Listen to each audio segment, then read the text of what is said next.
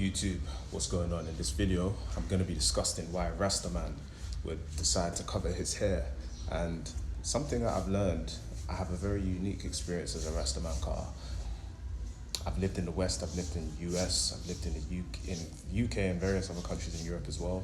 And I've traveled the world. So I've lived in different parts of Africa, different parts of the continent, on coastal regions where there's a huge Rastafari community or a lot of people with dreadlocks. And I've lived in the islands. I've lived in Jamaica. I've lived in Trinidad, and I've visited various other islands such as Barbados and things like that. So I certainly have a very unique experience as a Rasta, communicating and interacting and observing the different people in these environments. And one thing I learned about Rastafari and certain actions is that each Rasta is different. Each Rasta is going to do things differently. They're not going to agree on every single thing. Some think they're more righteous than you, or some think they're more wise than you. Especially in Trinidad, the Rastas there really think they're so over wise and so, very, very interesting. But I learned that people are going to do things differently. Like for me, if I wash my hair, I'm only going to wash it if I know the sun is going to be out. So I observe the weather, probably in the rising, and I'll see, okay, the sun's going to be out today, I'm going to wash. Whereas others will just wash any day and just wrap a towel around it. I always let it air dry in the sun. That's just the preferred way that I prefer to do it. So you're gonna find different people doing different things. But let's talk to why you'll see some Rastas covering it up. And when I mean covered, I usually mean just the top. So some people might cover it and let the dreads come down. Some people might wear a cap. Doesn't really matter, tam, wherever it is, there's a reason that people cover it up. And I'm going to be sharing some of them with you. So I'm not even going to cap. I just put this on for the video. I wasn't actually wearing this in the yard. I was like, there's no way I'm going to be making a video on covering the Rasta and the Rasta's out. That don't really make sense. But one reason why, let's talk about the reasons. One, it's free from insects. Like, I live in a tropical environment presently. And like if I'm out and about, or I'm like under a tree, like things just fall on me all the time. Like you never know what's under there. And when your hair is big and it's a lot of things that can fall into there. Even just the other day, I had like a bite on my ear whilst my dreads were down. Like an insect had found a way under my dreads and bit my ear, and I didn't even know. I was like flicking it off and stuff. Another thing is that it can be quite frustrating when your dreads get long. Like it's all in your food, it's all in your face. It kind of can make it hard to concentrate. Like if you're eating, it's gonna be in your food. If you're drinking tea, which I drink a lot of herbal teas, it's gonna be in your tea. Like the tips of my locks are probably smell of different herbal teas and things at this point. I'm not gonna lie to you. And another thing is work. Obviously, if you're a physical person or a physical Rasta or woman and you're out, you're working, you're cleaning, you're cooking, whatever it might be, obviously you're gonna need to keep it wrapped up if you're doing physical work. And another thing is that like sweeping my house is a daily thing. A lot of the time, not because it gets messy all the time, but because I can see my hairs everywhere. Like hairs fall off. We lose hair and we grow hair every single day. So it definitely just helps in keeping things contained and clean. And on to the next reason, I've put environmental factors. So if it's super cold, you'll find Rastas will want to cover their hair, especially if I'm in the West and it's like a cold season, like winter or fall. I'm definitely gonna wrap it up, like as in no one will see my hair.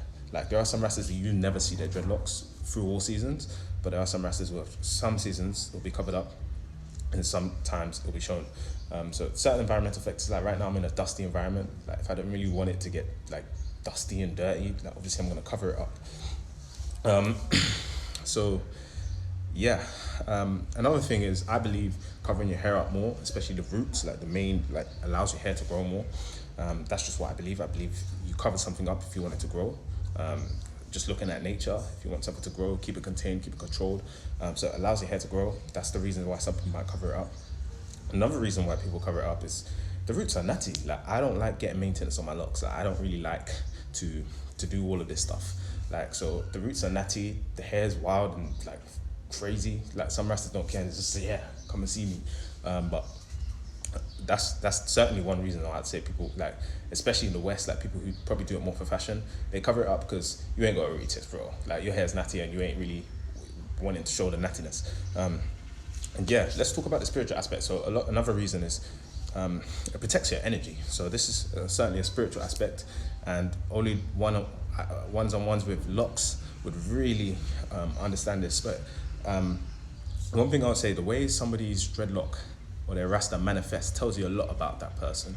So I can like look at somebody with dreadlock and I can learn a lot about it just from seeing the way his locks manifest. Like I remember when I used to get maintenance, my lock lady was like, "Whoa, your hair is wild!" Like, and she was doing it, "Your hair is wild," blah blah blah. And I was like, "What do you think that says about me?"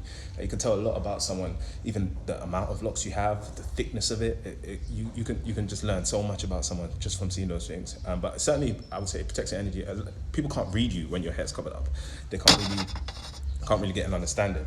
It protects, and locks can attract positive energy and it can attract negative energy. I've been in so many bad situations because of this hair, and if it was wrapped up like this in those situations, it probably wouldn't have happened because you're not getting a read on me. So your locks can attract both positivity and negativity towards you. I've been denied first class, I've been profiled, whatnot, you name it. I've seen it because I've traveled and been in all these different environments. So, and obviously positivity has come to me because of it as well.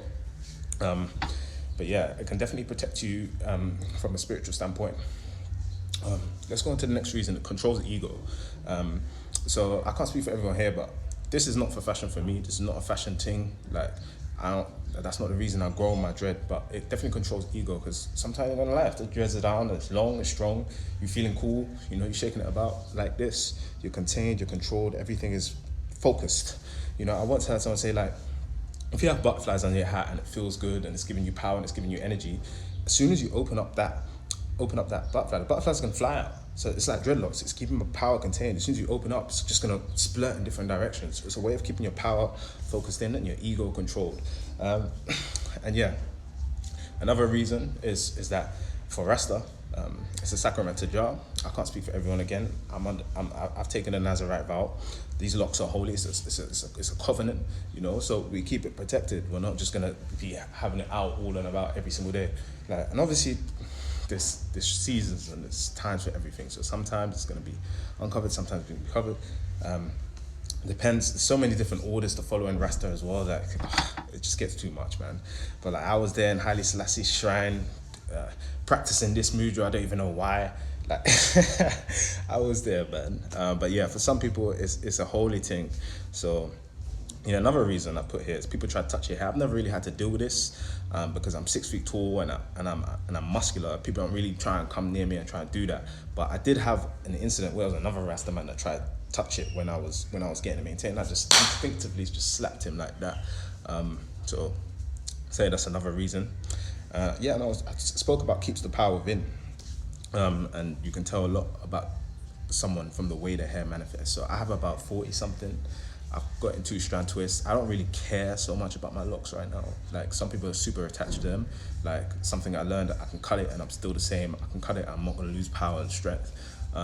If you attach too much power or if you attach too much value to your locks, it becomes a weakness. Then you might have people around you wanting to cut it and stuff like that. So, but yeah, I've explored some of the reasons here why a Rasta person, a Rasta man, Rasta woman will not cut their locks, or cover their locks. There's certainly many reasons.